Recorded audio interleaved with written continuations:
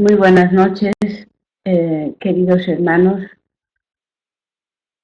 Nos encontramos aquí para hablaros de esa figura admirable cuya natividad celebramos y que hace aproximadamente 2000 años ha estado con todos nosotros. Seguramente muchos de nosotros ya estábamos allí en aquel tiempo.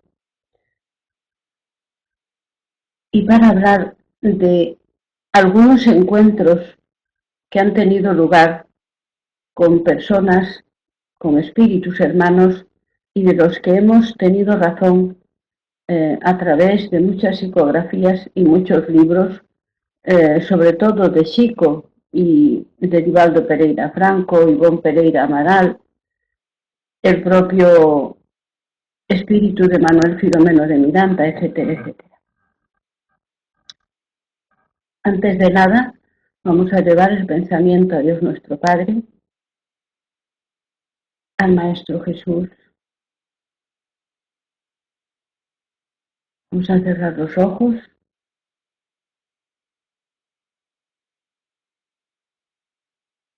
Señor,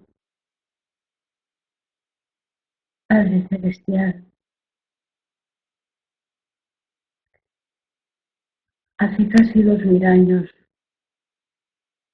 que nos enviaste al Maestro Jesús para señalarnos el camino de la verdad y de la vida. Hace casi 2000 años que Él nos advirtió que para llegar a ti nadie lo haría sino a través de tus enseñanzas del Evangelio, que los hermanos evangelistas nos dejaron por herencia única del Maestro Jesús, su legado, sus enseñanzas. Y esta noche, desde este humildísimo espacio, queremos recordarte, divino amigo, y pedirte que nos des fuerzas a los espíritus que, encarnados o desencarnados, estamos adscritos a la psicosfera de este centro y de este mundo, para que cada día podamos llevar a nuestras vidas tu ejemplo, tu doctrina, en el intento de ser cada día un poco mejor.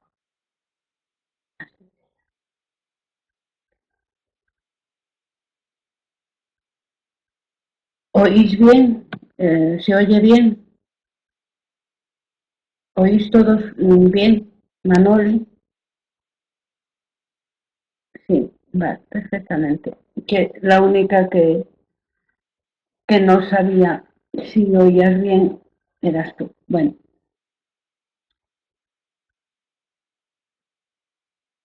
en esta noche me gustaría hablar de esos encuentros que tuvieron lugar con el Maestro Jesús durante y después de que Él estuvo con nosotros. Existía en ese tiempo una mujer que pasó a la historia como la esposa de Cusa. Cusa era un intendente que había enviado Roma en aquellos momentos a la Galilea.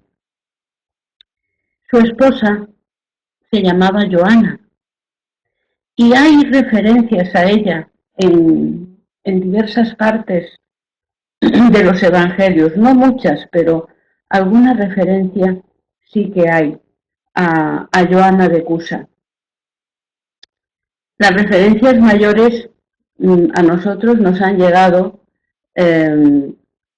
a partir del medium brasileño Divaldo Pereira Franco.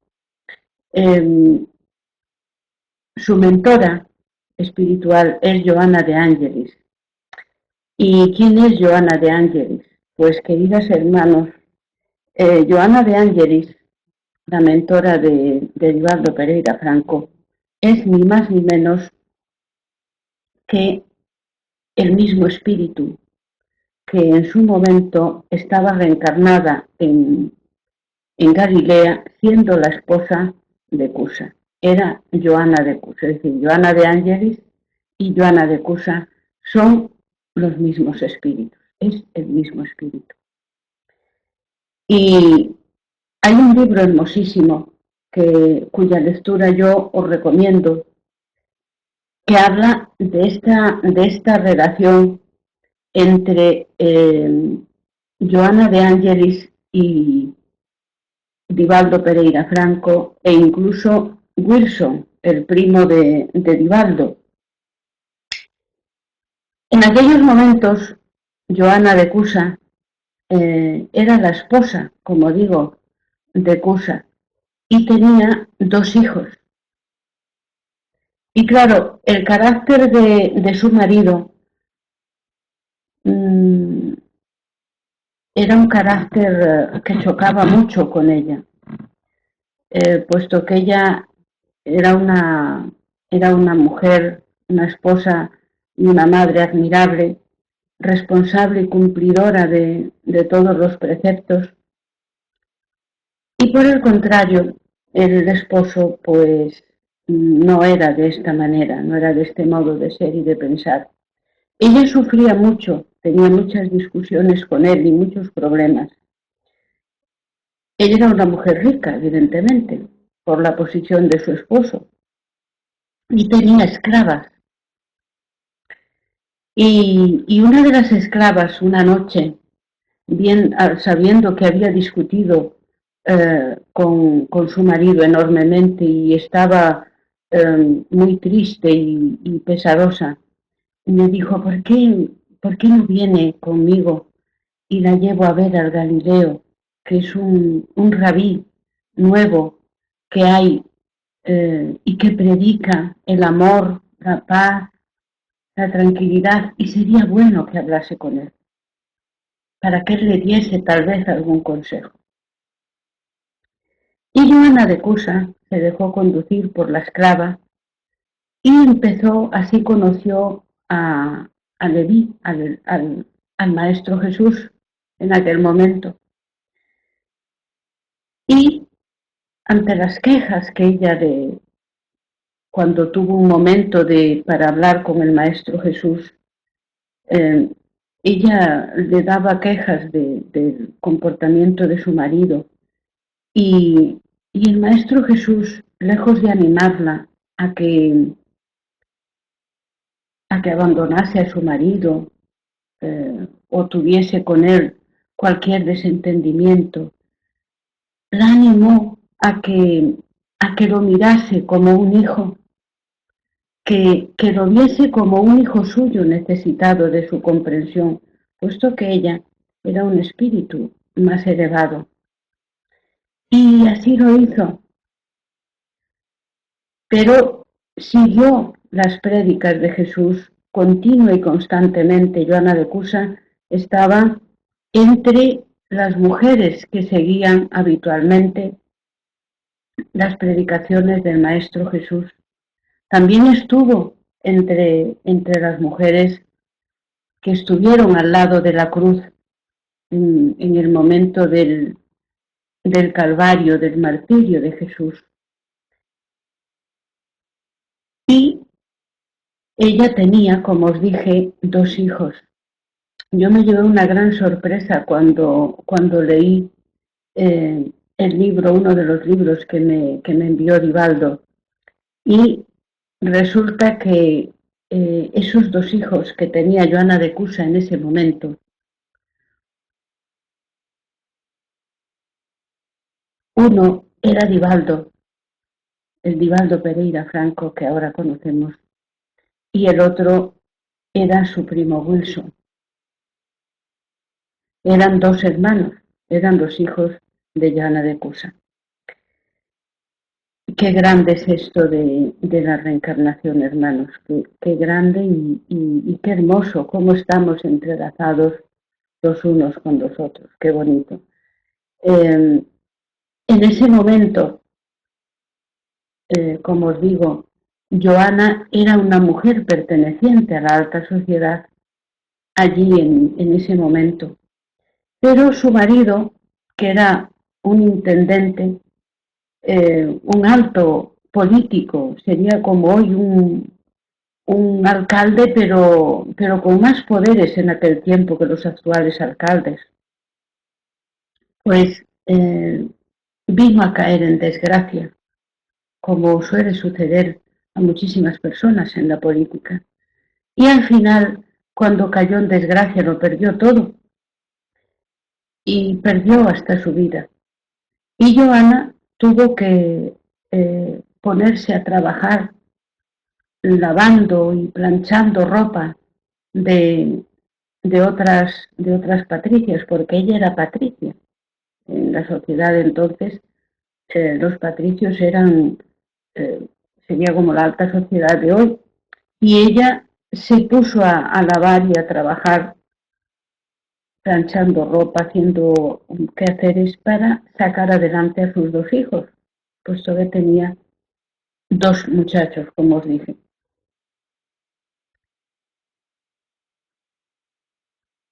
No solo eso, sino que ella seguía siendo cristiana, por supuesto, desde que conoció a Jesús, desde que hubo su encuentro con Jesús, hubo un antes y un después en la vida de Joana de Cusa.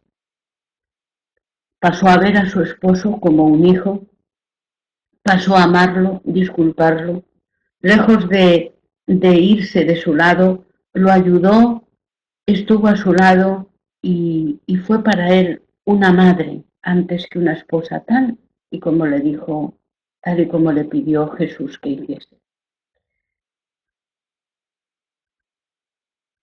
Pero no terminó ahí el sacrificio de Joana de Cusa.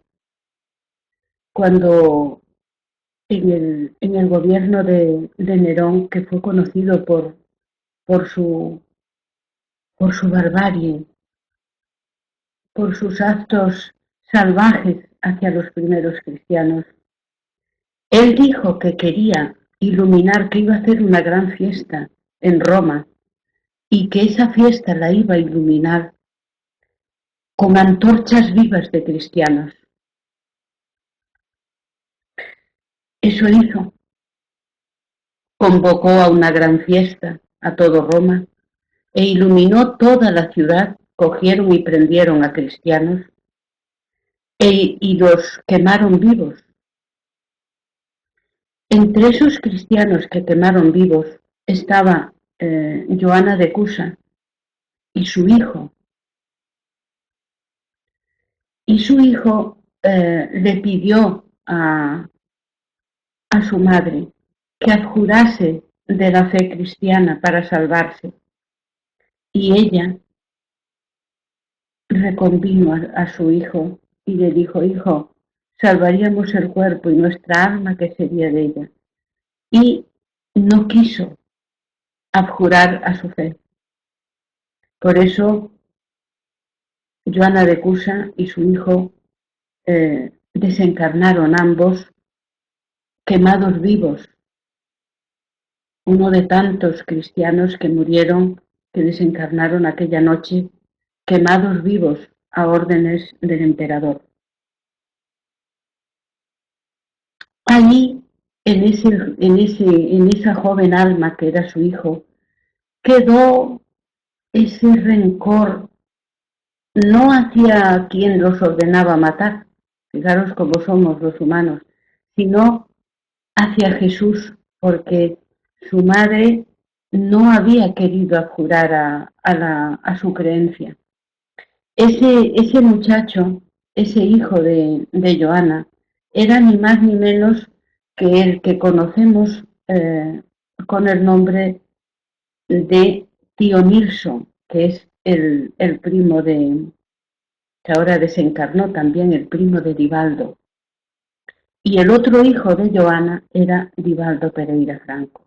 Por ello ella, después de muchísimas reencarnaciones, vuelve a buscar a esos dos hijos, a los cuales convoca en esta existencia como primos, siendo ella la mentora espiritual de Divaldo, y nos convoca a la realización de esa gran obra asistencial que es la Casa del Camino, que como sabéis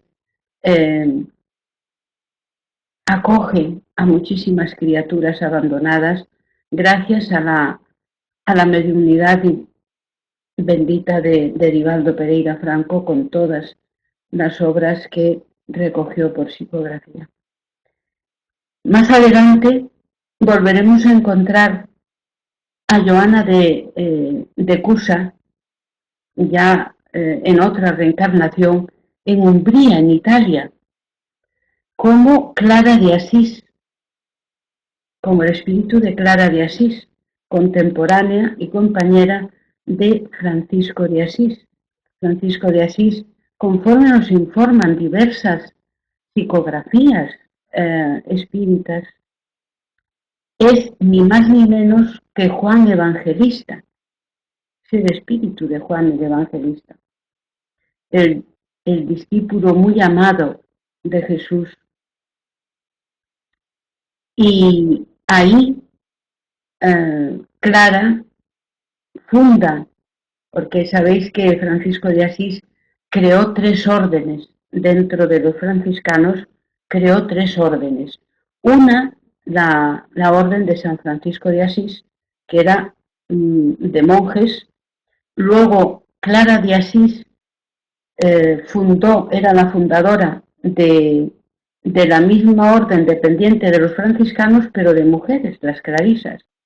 Y había una tercera orden que era de personas que podían ser casadas hasta con hijos, cualesquiera que fuese su estado, para colaborar con la orden de los franciscanos. Era un proyecto hermosísimo, como vemos, y ahí encontraremos a Clara de Asís, también, que no es otro que el espíritu de Joana de Cusa, es la misma Joana. Ahí también vamos a encontrar, conforme nos llegan informaciones del mundo espiritual, a su esposo, a su antiguo esposo, Cusa, como ya con otra personalidad y también vinculado a la orden de Francisco de Asís. Francisco de Asís lo acoge dentro de su orden de franciscanos y encontraremos el antiguo esposo de Joana de Cusa trabajando, aunque ha tenido antes, también según las noticias del mundo espiritual, otras reencarnaciones. Ahí Clara de Asís también va a tener que testimoniar su gran fe en Jesús, porque primero sus padres se oponían a que se convirtiese en monja. Luego no solo sus padres, sino que diversas invasiones en la Umbría pusieron en peligro, al menos en 2 ocasiones, la vida de Clara de Asís. Y ella valientemente y con mucho coraje se enfrentó a los invasores, los cuales no tuvieron el valor de violar el convento y todas las hermanas que en ese momento estaban allí de monjas igual que ella. Desencarna como Clara de Asís, hizo muchísimas curas, todas ellas tenidas casi por milagrosas.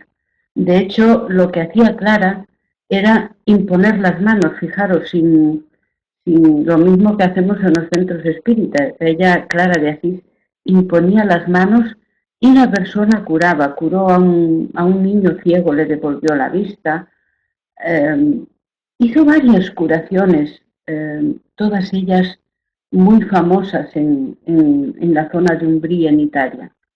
Más adelante eh, reencarna como eh, Joana, como Juana, en México, donde participa, es una monja intelectual, una monja muy intelectualizada, y allí tiene unos problemas enormes porque se enfrenta a una sociedad machista y ella defiende los principios feministas.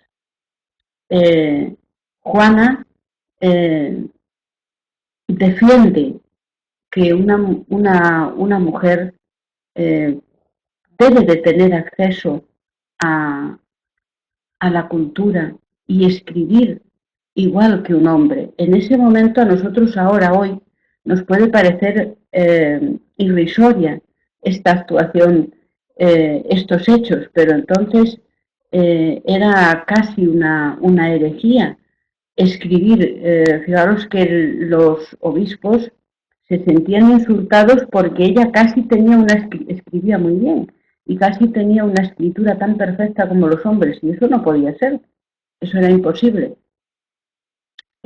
Esta actitud la vamos a ver muchas veces a lo largo de la historia por parte de hombres, esta actitud machista contra las mujeres. Incluso el César Lombroso, que era un médico, como sabéis, y que luego fue espírita, se convirtió al espiritismo, pero en principio era, fue un gran persecutor, un gran perseguidor del espiritismo y de los espíritas. Y también era una persona que hablaba en contra de la intelectualización de la mujer. Decía que una mujer que fuese intelectual, que tuviese cultura, que no podía ser una buena madre.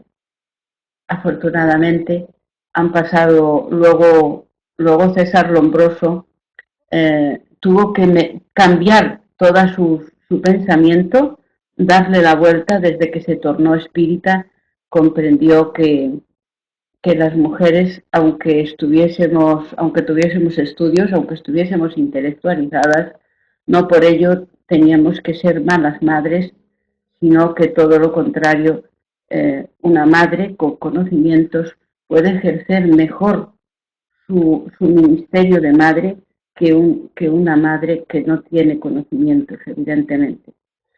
Otra cosa es que tengamos que repartirnos el tiempo, es decir, las responsabilidades a través del espiritismo. Ya Kardec habló de esto. Las responsabilidades son las mismas, es decir, el espíritu no tiene género. El espíritu no es ni femenino ni masculino. El espíritu reencarna en su condición femenina o masculina dependiendo de sus necesidades evolutivas. Pero no es uno, no hay prevalencia del espíritu femenino sobre el masculino ni viceversa. Ambos son distintos, tienen distintas funciones y se complementan entre ellos. Por ello, el padre y la madre tienen la misma responsabilidad y deben de, si la mujer trabaja, pues deben de repartirse el tiempo y repartirse las tareas de modo y forma que a los hijos no falte atención, pero no implica que una madre trabajadora, que una madre intelectualizada, pues sea una madre peor que otra que está criando y cuidando a sus hijos. Pues esto, queridas hermanas, se lo debemos a muchas mujeres en el mundo. Hoy nos parece que las mujeres de ahora nos parece que todo esto es normal, pero es normal ahora. Hace muchos años no era así. Y una de las figuras que le debemos precisamente muchísimo en este terreno fue a esta mentora actual, a la mentora espiritual de Divaldo Pereira Franco, Joana de Angelis, en su reencarnación como Juana, la monja reencarnada en México. Yo tengo aquí una foto de ella que os voy a mostrar, voy a ver si sale por la cámara, que os voy a mostrar para que veáis eh, porque fueron pintadas mmm, Juana Inés de la Cruz. Eh,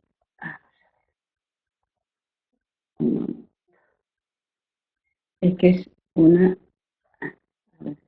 Esta a ver si se ve mejor. Un momento. Esta. Yo no sé. ¿La veis? Esta es conforme la han dibujado a las descripciones que dio Divaldo. Sí, esta es Sor Juana de la Cruz. Sor Juana Inés de la Cruz. Esta es la reencarnación de Joana de Ángelis como Sor Juana.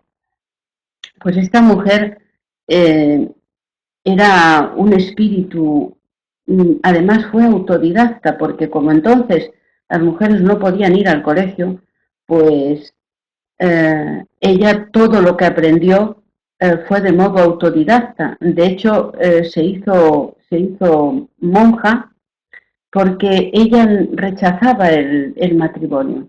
Y porque en aquel entonces, para casarse había que tener una buena dote, y entonces las hijas de los matrimonios de la alta sociedad, pues lo que hacían era dos cosas, había dos salidas, o el matrimonio o ingresar en un convento. Y ella decidió esto último eh, por su vocación a Jesús, porque en ella latía dentro, en todas las reencarnaciones de Joana, vamos a ver latiendo con fuerza ese encuentro, esa necesidad de aquel encuentro que había tenido en la Galilea con Jesús. Fijaros lo que marca un encuentro con ese ser que es Jesús.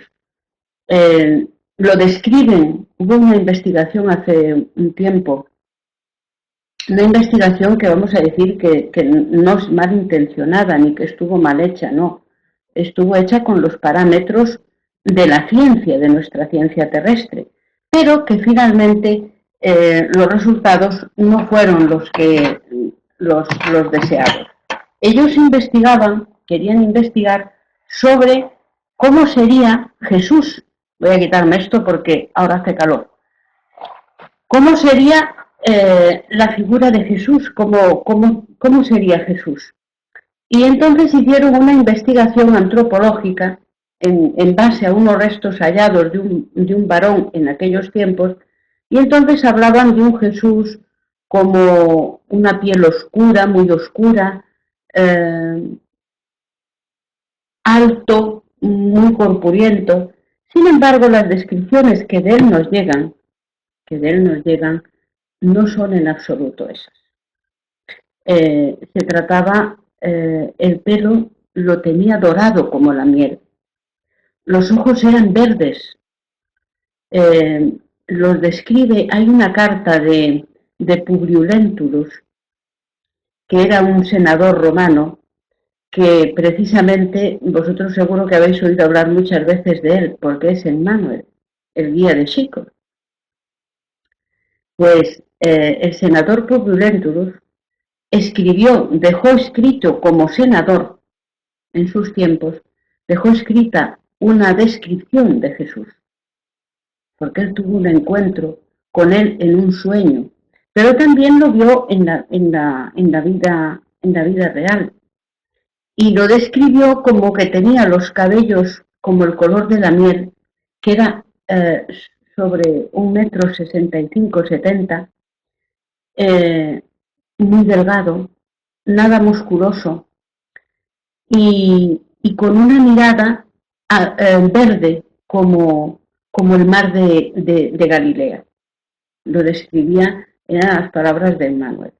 Pues ese encuentro que tuvo Joana de Cusa con Jesús durante todas sus prédicas, la marcó para todas sus vidas, porque vamos a ver que siempre Joana de Cusa, ese espíritu, que es un espíritu superior hoy día, es un espíritu superior, va su vida siempre está relacionada y trabajando para Jesús, dentro de los cánones que en cada época se le permite. Claro, ella ha estado vinculada sobre todo al catolicismo, porque bueno, porque fue la religión eh, que más, diríamos, que más prevaleció durante todos estos años. Por eso, siempre que renace la vamos a ver vinculada al catolicismo.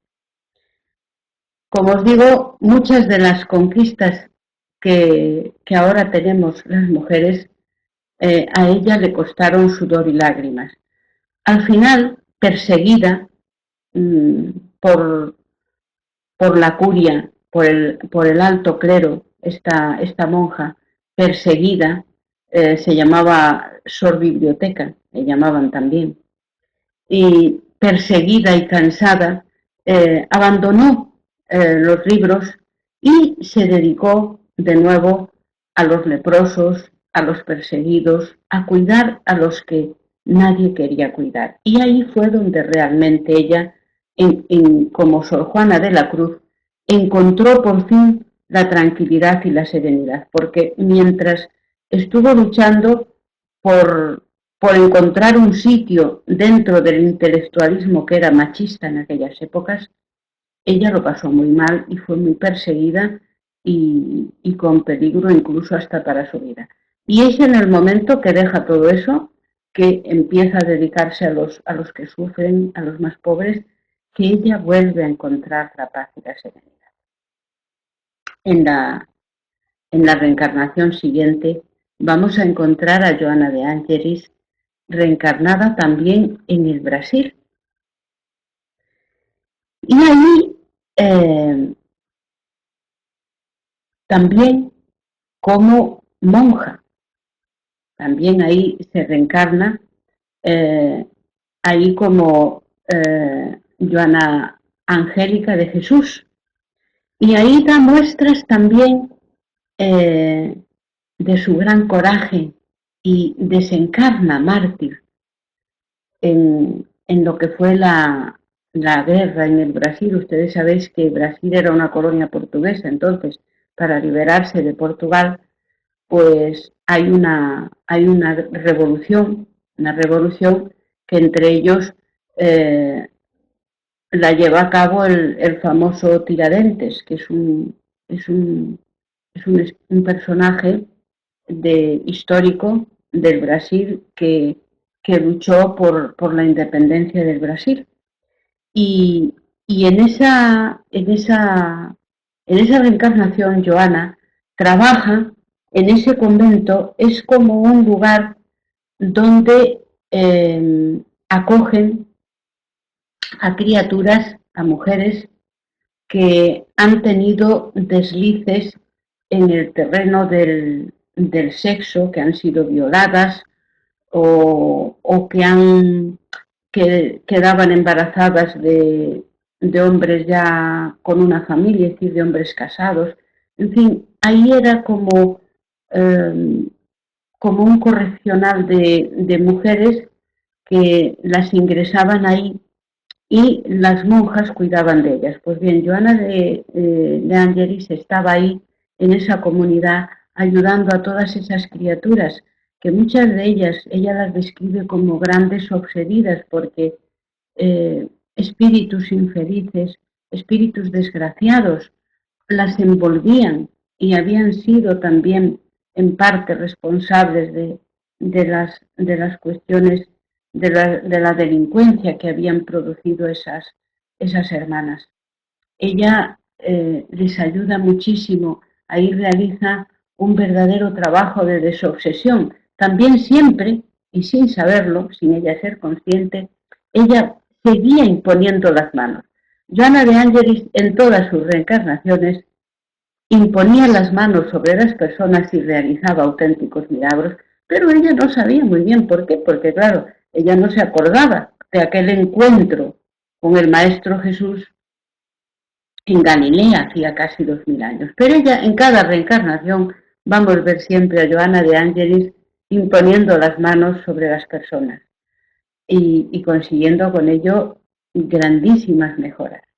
Joana de Angelis en esa reencarnación desencarna, puesto que la matan el ejército portugués, una de sus últimas incursiones ya terminándose la revolución, invaden el convento y ella había como unos pasillos, pero por debajo del convento, que comunicaban con otro convento. Y entonces ella manda a todas las otras hermanas, era la abadesa, entonces era la abadesa, y manda a todas las hermanas irse para el otro convento a través de los túneles subterráneos, y ella se queda allí entreteniendo a los soldados y dice, pues no vais a pasar al convento sino por encima de mi cadáver.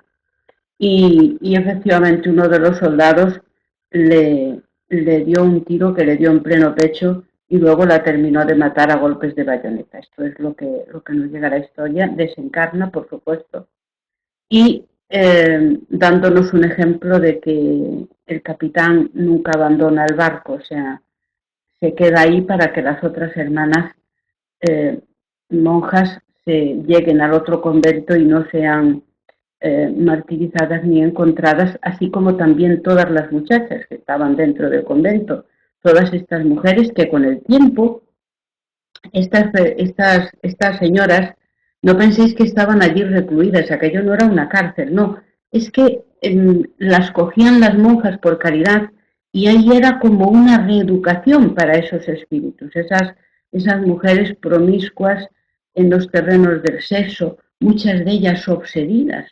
Sí, además, si recordamos el caso de María de Magdala, amadas hermanas, estaba obsedida nada menos que por 7 espíritus. Es por eso que ella había caído en la prostitución.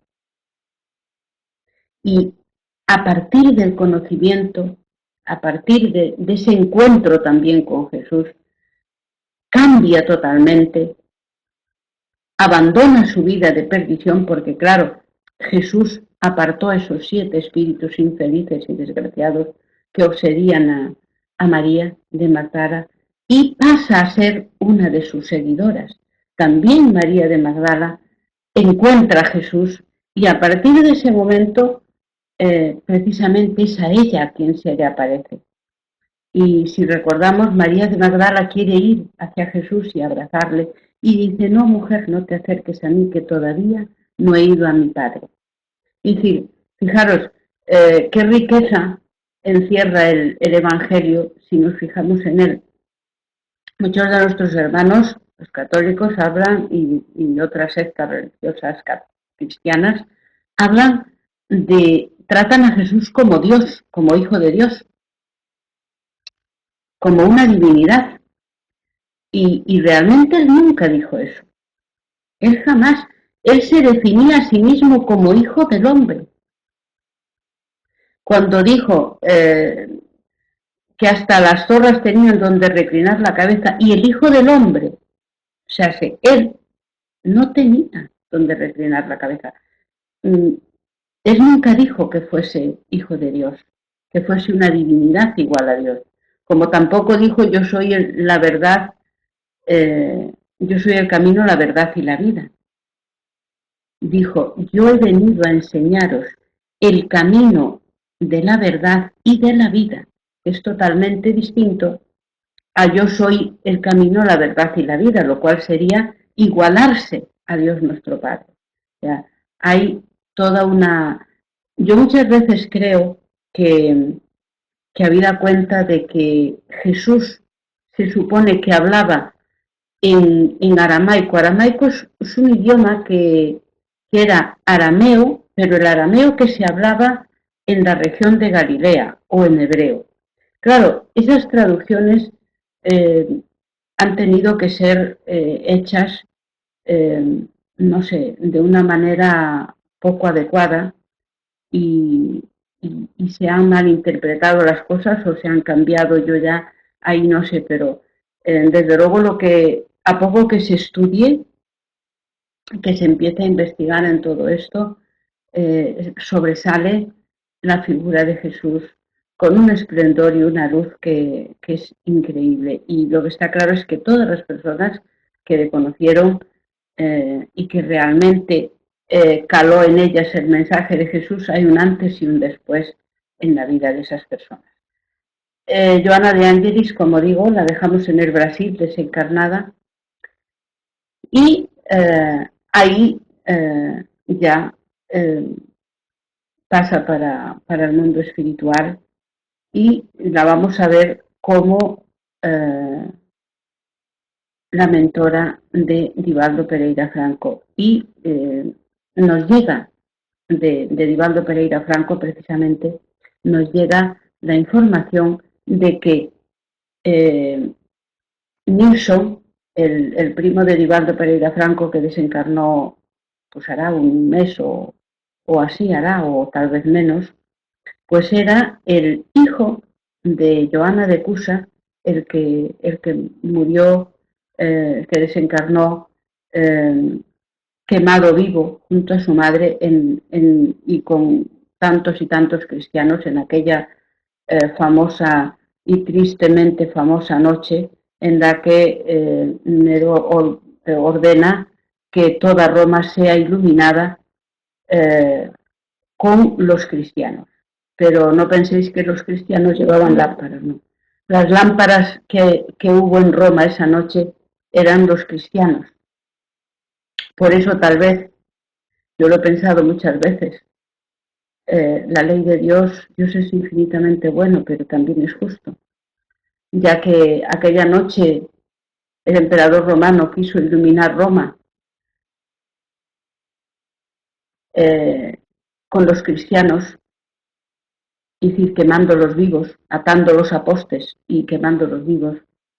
Luego veremos también cómo Roma arde y de ella poco o nada queda. No sé si tiene relación una cosa con la otra, esto es un pensamiento mío, pero siempre en el momento que yo tuve conocimiento de ese episodio horrendo, he pensado que tal vez tenga mucho que ver esos dos episodios estén un poco interconectados en las leyes de Dios. Jesús, como os digo, a todas las personas con las que tenía contacto, pues había un antes y un después en la vida de esas personas. Me gustaría estas palabras que voy a decir, que al querido tío Nilsson, al hermano de Divaldo Pereira Franco, que desencarnó, como digo, hace solo unas semanas, lleguen y lo envuelvan a su corazón con todo el cariño que las voy a decir, porque todo tiene en esta vida un porqué. Nilsson al principio, fijaros cómo todo se refleja, todo lo que vivimos en otras vidas se refleja en las siguientes. Nilsson al principio colaboraba. Vosotros sabéis que Divaldo no sería la misma figura, tal vez, sin Nilsson, sin su primo Nilsson, porque él se ocupó siempre de la mansión del camino, de la administración, de toda la gerencia de la administración de la mansión del camino, mientras que Divaldo estaba de conferencias en un sitio y en otro. Sabéis que Divaldo ha recorrido todo el mundo, no hay prácticamente lugar en este globo donde Divaldo no haya dado conferencias. Y todo eso fue posible sostener esa gran organización en la Mansión del Camino a través del trabajo callado y oculto de Nilsson. Y era al principio la figura de Jesús como que no la entendía ni quería saber mucho de ella. Y a través de Divaldo, aprendió a amar a Jesús, porque Divaldo, como relata en sus conferencias, esos momentos en los que cuenta cómo él era, cómo reaccionaba y cómo las personas reaccionaban ante él, él aprendió poco a poco a amar a Jesús. Y claro, la dificultad que Nilsson tenía con respecto a Jesús estaba en que todavía le guardaba rencor su espíritu a Jesús porque su madre y él habían sido quemados vivos por culpa de Jesús. Por culpa no. El que había condenado a quemarles no era Jesús, pero el motivo había sido Jesús. Y su madre no había renunciado a Jesús. Por eso él tenía ahí ese pequeño asunto sin resolver. Y luego con el tiempo fue comprendiendo y por fin pudo amar a Jesús. Porque luego él tuvo un cáncer en la zona ilíaca, como sabéis, que luego al final se curó porque él estaba todo triste, pensando que era ya el fin, que había llegado el momento de desencarnar, hasta que un día Joana de Ángelis, incorporando a Divaldo, le dijo: y usted, hijo mío, no se ponga así, siga trabajando, que todavía no llegó el momento de partir. Usted partirá más adelante, de momento nada que ver con partir. Y ya ahí empezó otra vez a trabajar y a animarse. A mí me sorprendió, desde luego, queridas hermanas, el libro en el que se relata todo esto, porque es de una belleza extraordinaria, cómo el Maestro Jesús, cuando sus preceptos realmente son absorbidos por nuestro corazón, las personas cambiamos hasta el punto de lo que más nos importa son practicar eh, su doctrina y vivirla sin importarnos todo el resto. En esta os he querido hablar de Joana de Ángelis porque yo también he tenido dificultades con esta figura.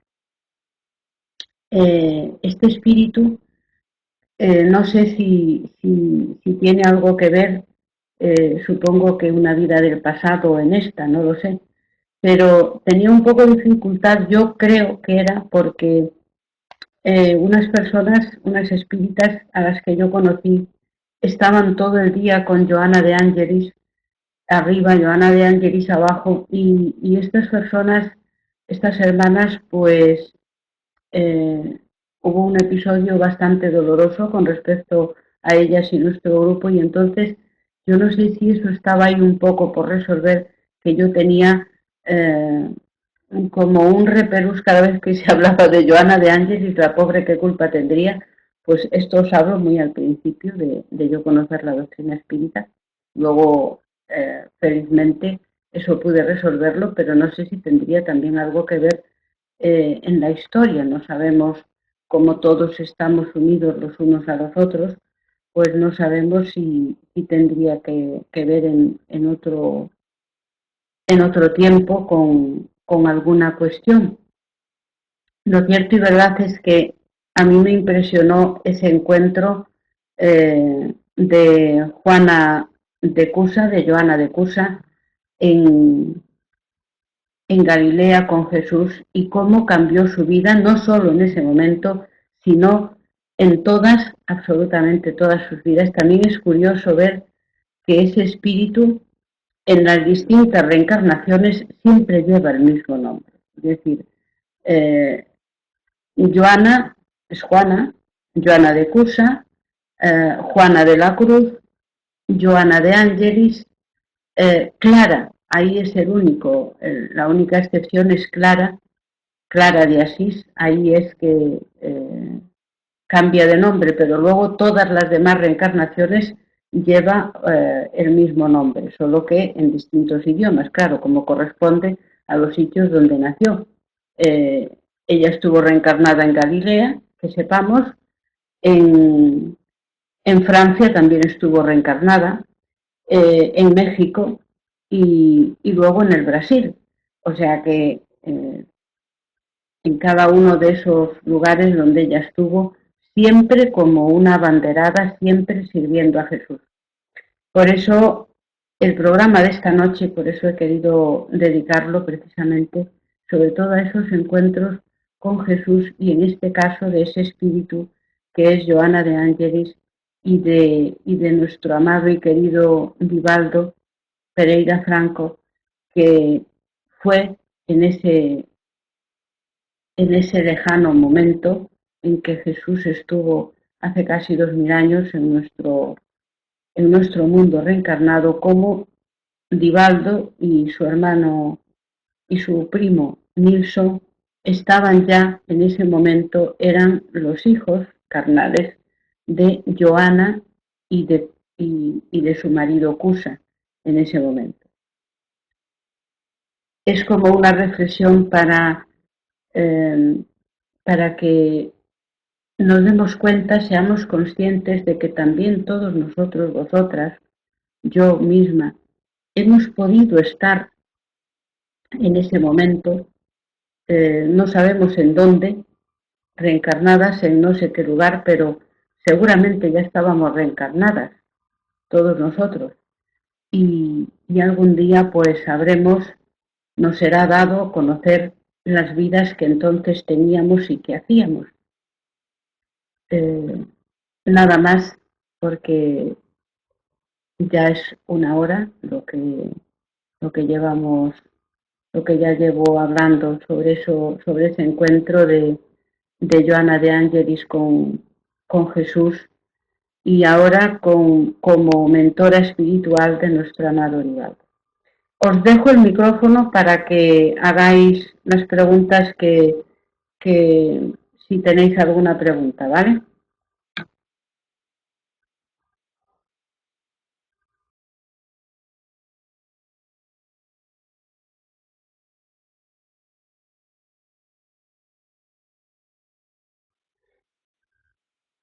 Perdonad, para hacer las preguntas es muy sencillo. Perdonad que no os lo haya dicho. Solo tenéis que darle a hable aquí. Y en el momento que le dais a hable aquí, eh, ya se os oye la pregunta que vayáis a hacer. Podéis establecer un turno, primero que haga eh, las preguntas, eh, por ejemplo, María, luego Manoli, Edmi y Laura, o sea, entre vosotras, como queráis.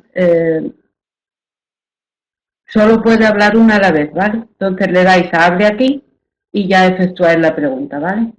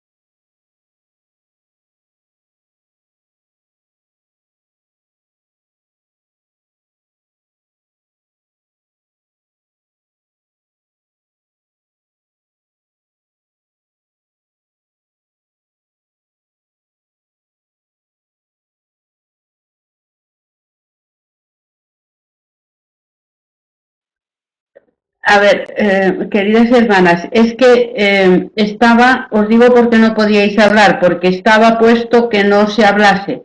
Ahora ya lo he cambiado yo. Dale al micrófono y dale hable aquí y ya puedes hablar perfectamente, María.